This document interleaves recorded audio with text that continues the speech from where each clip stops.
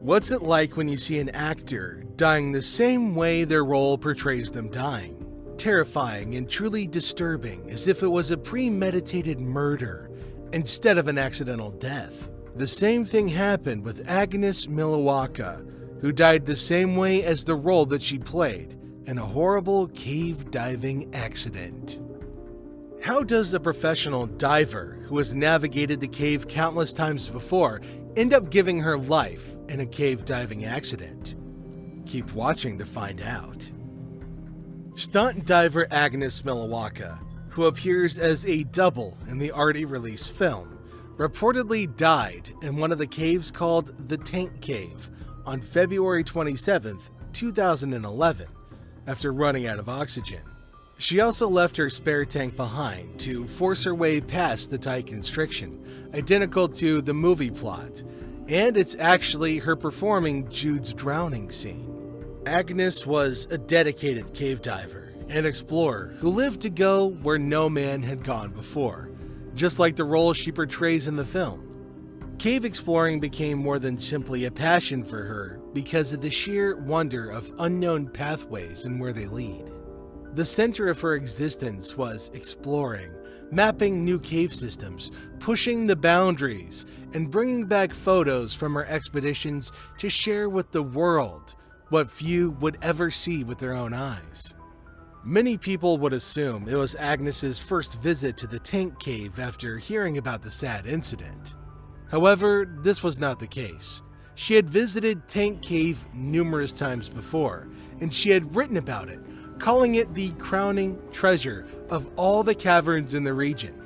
However, she claimed that the cave system was so intricate that it could be compared to a natural spider web.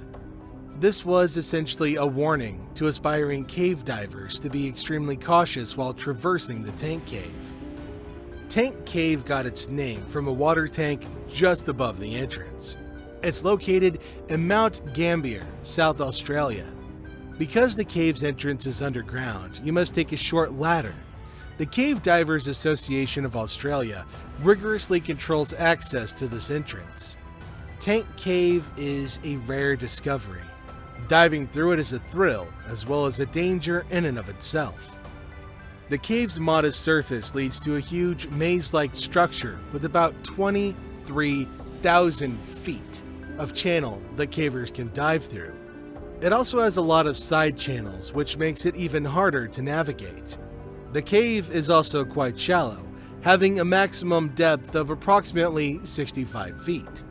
Its water is exceptionally clear, and you may dive through it with complete transparency and little to no obstruction. Tank Cave is one of Australia's longest underwater caves, with a fixed line that exceeds throughout the majority of it. Tank Cave is a complex and dangerous cave system resembling a spider web. Divers must undergo a step-by-step tutorial to familiarize themselves with the cave before accessing it, but even that doesn't guarantee complete safety. To ensure success, all diving protocols must be followed. Despite its extensive discovery, there's still much to discover and so many disturbingly difficult paths that nobody's ever seen before. The cave's tight restrictions make it difficult to see within due to its soft and mushy interiors. Some areas may require explorers to drag tanks with them. The cave's contained nature also makes it difficult to see due to large roof sections falling on divers, reducing water transparency and making it difficult to see around, leaving the divers in almost complete, horrifying darkness. Agnes Milowka, born in 1981 in Australia, was an internationally recognized cave explorer and diver with certifications such as PADI Open Water, Advanced Open Water and Rescue, CDAA Advanced Cave, and TDI Advanced Trimix. She was also an underwater photographer, author, maritime archaeologist, and cave explorer. In 2007, Agnes completed an internship program at St. Augustine, Florida, with the Lighthouse Archaeological Maritime Program, or LAMP, where she explored extensive cave systems. Agnes's passion for cave exploration led her to explore new cave systems, push boundaries, and return home with images of her adventures. She was drawn into the world of cave diving after discovering a hole in the bottom of Piccaninny Ponds near Mount Gambier in 2004. Agnes had the record for the longest cave dive in Australia for a female after reaching the midpoint of Crane Challenge 2008 line. She was part of many international diving projects and documentaries, gaining international recognition for her success in deeper cave systems across Australia and Florida. She collaborated with Disney Channel Japan in the National Geographic Nova TV expedition in 2009. She was a member of an expedition that searched for sinkholes in Queensland, Australia in 2008 and 2009. Agnes was also a photography assistant on the National Geographic magazine expedition to the Bahamas Caverns. She laid around 13,000 feet or 4,000 meters of line over various cave systems, the most significant of which was the Baptising Spring, also known as Mission. She and James Tolan added almost 9,800 feet or 3,000 meters to connect Peacock Springs and Baptising Spring.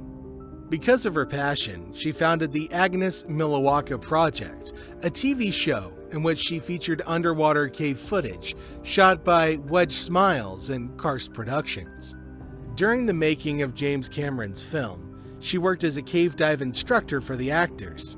She was chosen as a Dive Right Ambassador in 2011, and she most recently served as a dive supervisor for the Trimip fashion label in their short film, Birth. To commemorate her death, the film was dedicated in her honor. Agnes was exploring the huge labyrinth of tunnels during her journey to Tank Cave, which she tweeted about on Friday, February 25, 2011. After becoming disoriented, Agnes ran out of breath and died.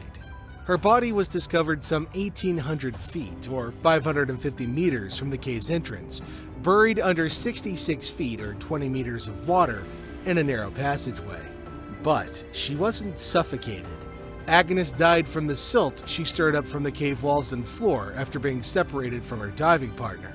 It was as if she remained calm until her dying breath as she struggled to free herself. She couldn't see anything and couldn't get out of the cave before she ran out of air. Her death could have also been caused by her aggressive behavior in the winding and tiny tunnels. She was left alone after diving into an extremely tiny rocky passage that took divers nearly an hour to reach, since the area she descended into couldn't accommodate two divers at the same time. As a result, diving alone under these conditions is not against the regulations. Agnes went missing around 1:45 p.m. on Sunday, February 27th. The divers teamed up using a guideline from the cave's entrance. Her fellow divers worked quite hard before they were able to collect her body. A video of the route she followed in the past was captured, giving the retriever team hope of finding her remains without drilling through the earth above, as others advised. They placed emergency tanks along the path they discovered, which led them to their deceased friend. The retriever team, which included her diving companion Dr. Harris, discovered her body around 1,970 feet, or 600 meters, within the cave system several hours after the missing report.